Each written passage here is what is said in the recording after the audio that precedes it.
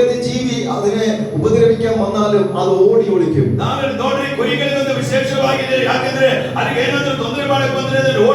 ശത്രുവിനോട് എതിർത്ത് നിൽക്കാൻ ത്രാണിയില്ലാത്ത ഒരു ജീവിയാണ്.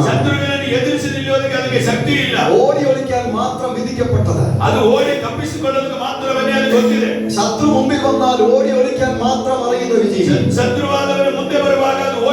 നിലവിളിക്കാൻ മാത്രം അറിയുന്ന ഒരു ജീവി.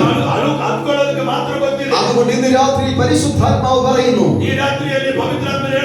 ഇന്നലകളിൽ ശത്രു നിന്റെ നേരെ കടന്നു വന്നപ്പോൾ